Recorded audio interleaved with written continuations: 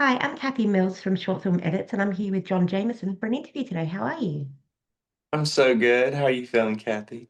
I'm a little bit sick, but other than that, I'm doing well. Mm. Yeah, I feel you. I'm so tired from traveling and my sleep schedule just being all over the place. Yeah, I I uh can I can I imagine. I'm right there. Yeah. Okay. Could you start this with telling us a little bit about you? Yeah, so I am from Thomasville, Georgia. It's the same place that Joanne Woodward is from, which was Paul Newman's wife back in the day. And for anyone watching, Paul Newman was like a big leading man back in the day. And his wife Joanne Woodward is from my hometown. So that's pretty cool because it's a small town. I don't know anyone else that like has gone and made it to that like on that world famous level um, outside of her. So it's cool. I'm from Thomasville, Georgia. I got into acting within the last year and a half. I started booking 8 months after I got into my first acting class. So I'm super grateful for that. I'm new to the craft, but everything that I do, like I do 1,000%. And so I'm really enjoying crafting this new skill, this new skill set, this new form of artistry, and ultimately the soul's expression, the ability to express ourselves from the soul level. Yeah, understandable. Okay. What drew you to the vertical space? So originally, a guy who used to be my roommate, his name is Toby. He contacted me. He saw me posting I was posting like audition clips and things that I was shooting in class. And it's funny because I had like a couple little, not like haters, but a couple people kind of nag me and be like, bro, you shouldn't be posting that stuff. You're so young in your career, like, that might look bad or whatever. And I was like, no, like I feel like these at least or at least I don't feel bad posting them because energy's there. Maybe, people will be able to critique me and then hey, I'll learn something. But I didn't see it as a bad idea. And Toby saw these videos, so this goes to show you, express yourself anyway. Mhm. Um, and he ended up being like, "Hey, bro, we should catch up." So we got some food, we went on a hike, and he ended up introducing me to the heads of Real Short, and that was kind of the spark. That's really cool. See, it just goes to show you to take the chance. And Yes. yeah, And don't yeah, be afraid to expose yourself, even if you're new in a craft, because somebody might see potential in you. And I think that's really important. Like if there's something you can write down from this, I'd say that's it. yeah, definitely. Okay. What makes a great scene partner for you? Mm. Someone who's present, someone who is professional. Like it's never professional to like do something in front of the lens that like is like crass or off the cuff in an inappropriate way. Yeah.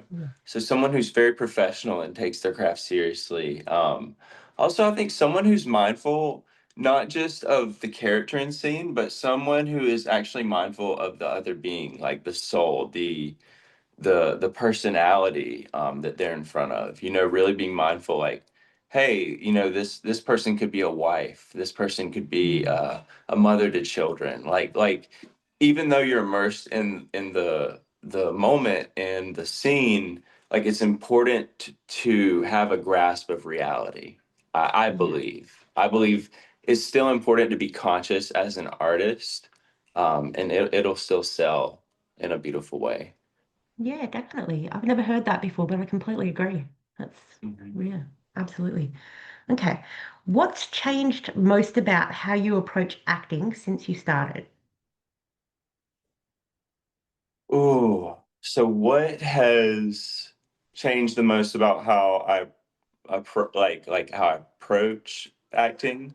Yeah, so if you go from like the first time you acted to now, what do you do differently? How do you approach things differently? I never wanted to do anything too heady in the beginning. Like even my Yeah. first big class, the one I alluded to earlier, outside of like taking commercial classes, because that's a different skill. But my first real acting class, I didn't want it to be heady. I didn't want to be memorizing stuff and doing scene study and learning a technique where you have to do it this way, and if you don't do it this way, you're not part of the club. You know what I mean? Yeah. And so I did like a cold reading class where you just get up and you read, sometimes never even having looked at the script. And that really got me comfortable being present and being up in front of a room, and of course it was taped.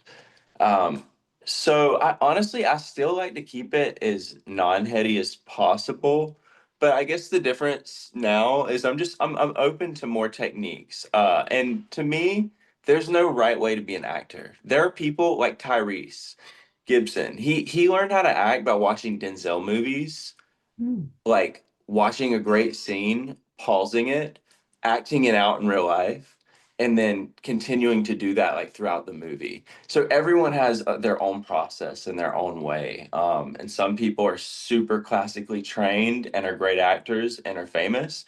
Some are that and they never get exposed at all, but they're still super talented. Yeah. So everyone is individual, but I really gravitate towards whatever it is.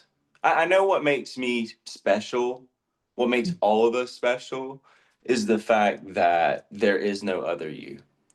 Yeah. There is no other Kathy Mills. Mhm. Um, and there never has been, and there never will be again. And so the more I stay connected to that within myself as an actor and as an artist and even as a model, that's when like you really get moments that people are blown away by because no one can replicate it and Yeah. no one has ever done it before. It's that's I think that's really like one of the biggest um yeah, like that's where it's at. Yeah. Uniqueness is special. So, Yeah, and yeah. and like with humility, like knowing yourself and having confidence, but um also knowing that you're not perfect, within Yeah. that uniqueness. Yeah. I get that. You got to stay humble. Yeah. Yeah. Yep. Okay. How do you stay creatively inspired when you're not actively filming? Oh, that's good. I think it tends to change over the course of time, but like lately I've been rock climbing and I love to get into nature. I often say in these interviews like humans have we've forgotten that we're not separate from nature. We're part of nature. You know what I mean? Like our ancestors like had some of them potentially had cave homes and stuff like that. Mhm. So it's really important to get out into nature and to ground, like get barefoot in the sunshine, go on hikes, go on long walks. It doesn't even have to be like extensive, and to just enjoy outside and sunlight. I feel like I get a lot of positivity and joy from that, and also just taking care of my health. Yeah. Um, eating clean foods and getting in the sauna and just being healthy, but in a sustainable way that's not too overbearing. Because I've like ripped my body apart, working Mm. out too like relentlessly in the past and that sort of thing. Yeah. You got to know, you got to find that balance. Yeah, but I'm Yeah. definitely a very physical person. Lots of like Yeah. movement. I feel like that helps keep anxiety and like stuff like that at bay. You got to send some of that energy my way. Yeah. Okay. Has there been a moment on set where something unplanned has made the scene better than scripted? Oh my gosh. Yeah. Like, I don't know if I can give you a particular moment, but I can definitely give you a particular human. Anthony Lorita. Do you know who he is? I think so, yes. He's awesome. So he plays a villain, at least in the two I've done with him. And he is so funny. Like the Yeah. dude is like he's a mix between everything we were just talking about being like his complete unique self, but he's got like this very Jim Carrey-esque like body comedy, like the way he moves and stuff. Yeah. And he just had the whole set cracking up with his ad libs and just like saying the craziest stuff as his character. Because Mm, we know how it is. Like a lot of verticals are so over the top, and this mm. dude was just like cranking up the over the topness. But just just like yeah, just saying whatever came to him in the moment. It was hilarious. No, that's good. That you need someone like that on set just to keep the atmosphere really great. Yeah. Yes, it's so helpful. Especially people, I don't know if people understand how exhausting 12-hour days with a 30-minute lunch break, like, and you're in when you're offset, you're memorizing lines and like Yeah. getting into character and trying to live a life on top of that. Like, it's a lot. It is extremely tiring, and I'll find myself just like laid out coffin style, like on set Yeah. and different places on the ground and whatever. Mm. And so yeah, it's intense, and to have someone like that on set is it's great. Yeah. No, that's really good. Okay. Do you find the disciplines of modeling, like posture and expression, translate into your acting? 100%. I think especially with a lot of the roles that I get, like playing a man of status to some degree, whether it's like a billionaire or a dark anti-hero mafia guy who still makes a lot of money, like Yeah. um it happened. What I told you was gonna happen happened. What was the Hmm. exact question? I'm gonna tie it together. That's okay. When no, wait. Now I've lost what the question was. It's Oh yeah, okay. that's right. When preparing for roles, what's something nope, that wasn't the one either. Oh, that's right. Has there been a moment on set where something unplanned made the scene better than scripted? Oh no, wait, we got that one. We got that one. We got that one. See, now I'm lost. Uh-oh. I think it was I the one asked right about the after that. disciplines. The disciplines. I think that was it. I Was think that it? was it. That was Yeah. it. All Yeah, right. that one. Let's run it So do back. you find the Oh, disciplines of modeling modeling? in the image. Yes, that Okay, one. it came back to me as you were reading it. Yeah, so yeah, playing these different characters of status. I think like that's what I do a lot of in the modeling world. Like my brand image is very classic man. I think Dean archetype, like James Dean. You know, like we're talking about the Paul Newmans, the I guess modern day like Matthew McConaughey, Brad Pitt, whatever. Um, so yeah, I think when you are portraying that image a lot, it it's very helpful, especially in this realm, and especially even like verticals. A lot of these guys are models, you know. So Mm, I think have had I not been a model, I don't even know if I'd be in the vertical space. yeah. Okay. Or, No. maybe I could have like auditioned or something, but I think it definitely came to me through that originally. Yeah. It manifested from that. So Yes. It's a great stepping stone. Modeling and acting are two different skill sets, but it's a yeah, stepping stone for sure. absolutely. It makes you, I think modeling would have also helped you be comfortable on camera. Absolutely. Yeah. Because I remember I was telling somebody on set recently, like I remember when I'd model and I'd be on a beach shoot, and like a group of people would be around, like, "Oh, what's that? Like, what's going on?" And I remember feeling like a little bit awkward, but because I'd had so many experiences like that, it's like, oh, whatever, I can yell at somebody in scene or like, drive a car or whatever. Exactly. Okay. Now we'll get to the next question. When preparing for roles, what's something that helps you step into character? Ooh, big part of my role prep is honestly absorption. I like to be like a sponge and open up my mind to, like for example, if I'm playing a billionaire, I'm gonna go watch all the Bruce Wayne movies, like Batman. I'm gonna watch how Bruce Wayne moves. I'm gonna watch how he carries himself. Same with like, even like a James Bond type for a lot of these different characters, or yeah, just anything very related. Like I watched this cool movie with Robert Pattinson in it, and he plays a billionaire in like the year 2020 or 20, like way far in the future. And it's just like so crazy and out there. And I think by doing that, you can absorb, but you don't have to emulate. Like you don't have to steal and like try to be like someone. You're just absorbing like the energy of the role, embodying it. So that's a big part of my process for sure. And then just reading the script. Like the more you read the script, the more it's going to be in you, and the more like Walton Goggins says, read a script 250 times, and you will literally just be like living in the imaginary circumstance. If you have time to do that, I know with some of the If verticals you don't get that much fair. time. So I mean, I'll be honest. Like, there's some verticals I've been back to back to back where I didn't Mm. even read the script before we started. So, Yeah, obviously, I broke it down through ChatGPT and checked my boundaries and stuff like that. But I yeah, didn't read the full every single line.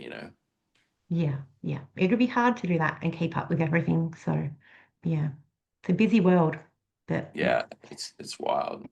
Mm. Okay, can you share an instance where a director or co-star changed your perspective on a scene? Oh man, that is. I feel so on the spot with that. Let me think. Sorry. No, honestly, on Mafia's Captive Bride. Zhao Wang, or what's his name? Jackson Rose, I think is his like directorial name. He was like one of the coolest directors to work with. This is Mafia's Captive Bride on Drama Box. I think I said that, but I just for context. Throw it out. He just really was in it. He was so present to what he was doing, and he was so passionate just to be directing. Like he wasn't even worried about time. We'd be like keep reshooting a scene. He was like a real like director. It was awesome. And he That's just had cool. me do a scene. I'd do it. He'd be like, do it how you want. And then he'd be like, do it a completely different way. Like he Mm. was just so fun, and he'd give me guidelines, or he'd be like, JJ, let me see this. But he wouldn't, he would give me like freedom within these guidelines. And he was so fun to work with. I really like pray that I get more experiences like that, because I think some people, honestly, not so much in my experience, but I've heard of some sets where people are like, "Oh, it's just a vertical." Like even like Mm. directors and like people who are, getting paid, and it's kind of Yeah, like, no, make it the best quality you can.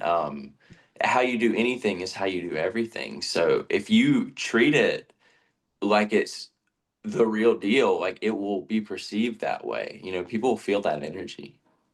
absolutely. I mean, I have seen so many times where people have written in comments and things like, do you want to go do something bigger?